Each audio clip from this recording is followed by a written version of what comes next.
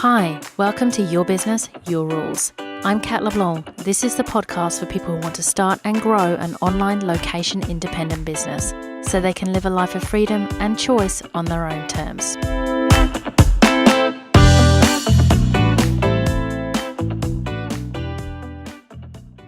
Welcome to episode 20. How risky is starting your own business? This is a super interesting subject, and to show you why, we're going to start with a little experiment. I'd like you to ask your gut the question.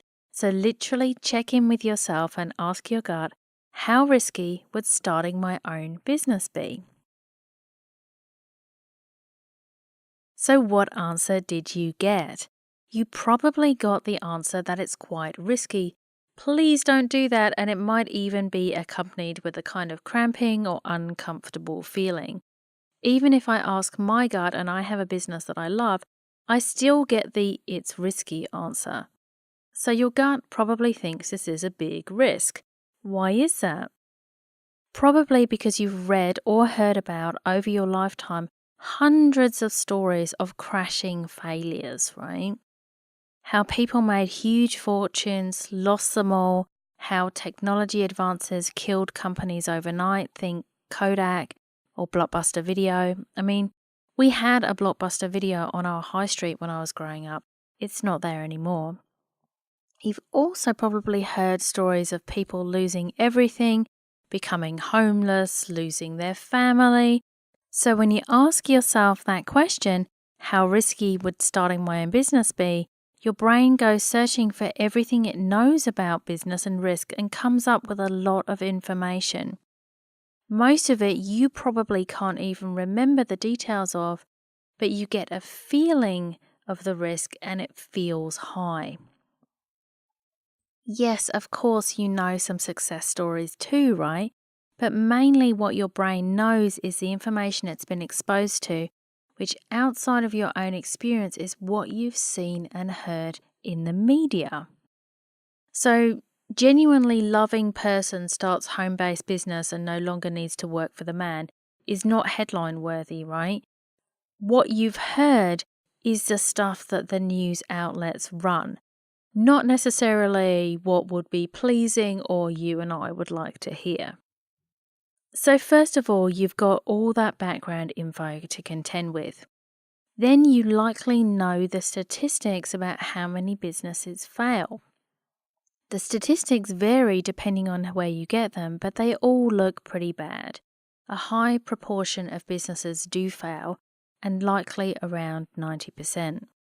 So on top of the stories you've heard and the statistics you know about, then comes your lizard brain, your self-talk. And that voice probably says, you can't do that.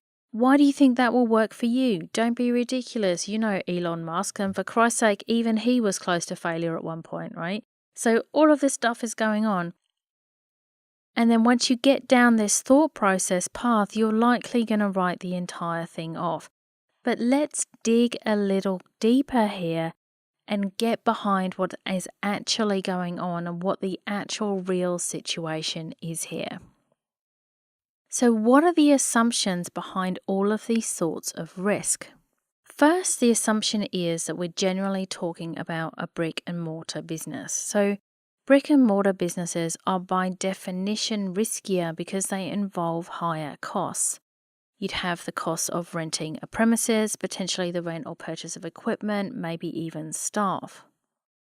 The higher your capital outlay or your costs, the more money you need to make back to cover them, which gives you less margin for error. So by definition, a business with more outlay, so a brick and mortar business is going to be with more outlay, it is higher risk. The second assumption is that we're going to sink a huge amount of money into this business to get it off of the ground. Now, you can still do this with an online business if you want to, although I absolutely recommend against it. The only money I would consider well spent in the early stages of business would be on getting the right mentoring to get you ahead. No need for a fancy custom-built website. No need to necessarily hire many people to do things for you at the beginning. What I recommend is that you test your idea before you invest in business assets. And by business assets, I mean business cards, letterheads, graphic design, website, etc. Find out if people are really going to buy this. And if you want to hear more about that, check out episode 16, Why What You Need Is Not a Business Plan. So find out if the money earning potential is there before you buy a ton of stuff that you might end up throwing out or changing anyway.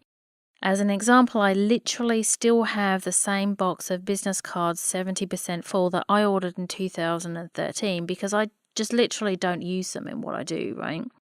So the first assumption was that, let's face it, a lot of this information comes from brick and mortar businesses. The second assumption is that you're going to need to sink a lot of cash into this. The third assumption is that it's our natural tendency to assume that if this goes wrong, we would lose everything we have and never be able to get a job again. So I don't recommend quitting your job until you have income from your side hustle anyway. But even if you did quit a job or a steady income that you have, is it truly realistic to think that you would never recover from this?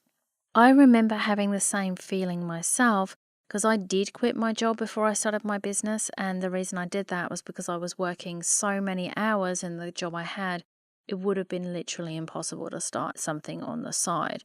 So I tested this assumption, right? So after I'd been out of the job market for 6 months, and I was in IT, so it was a really fast-moving job market, I put the feelers out there just to test the waters, and I applied for a couple of jobs and they called me and asked me to interview. So I knew, my backup plan is still in place, everything's still fine, should at any point I want to turn around. So realistically, even if you did go completely all in like that instead of starting something on the side, the likelihood is you absolutely could go back if you wanted to. So all of these three assumptions that you're basing your gut feeling on aren't true. Here is how I get people to start their businesses so you can see what assumptions could be true. Step 1, go through the process of figuring out the right niche. Step 2, work on the messaging, which is how you communicate the idea to other people so that they get it. Step 3, create the offers. Step 4, test them on the side. Step 5, if anything needs adjustment, adjust them until you get clients.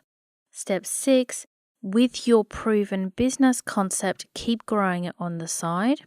Step 7, build out those business assets. Now you know you have something that works. Step 8, grow your income. Step 9, quit your job. So when you look at it this way, what's the risk, right? The risk is practically nothing. A little bit of your time, some emotional energy. But no one even needs to know what you're up to if you don't want to tell them. It's totally low key. You're testing something minimal on the side without changing your situation.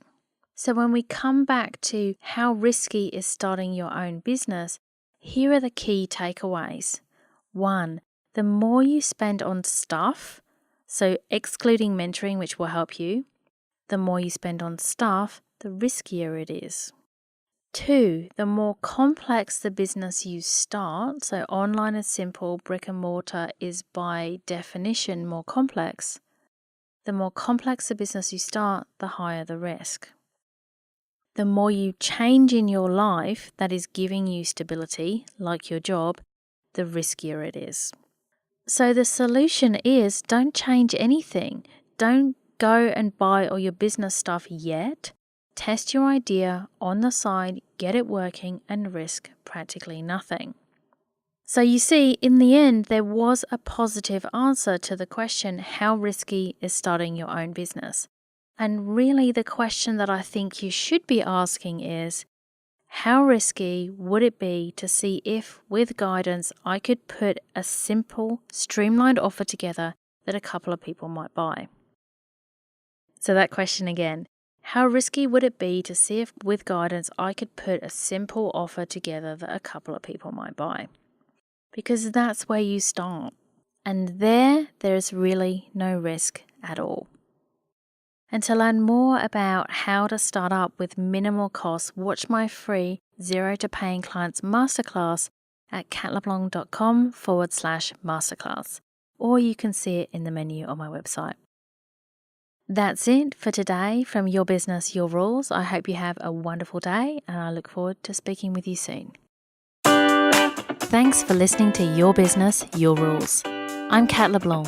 If you like this show, I'd love you to subscribe, share, and leave a review on iTunes. And if you'd like to continue the conversation, head over to my website at katleblanc.com. Until next time.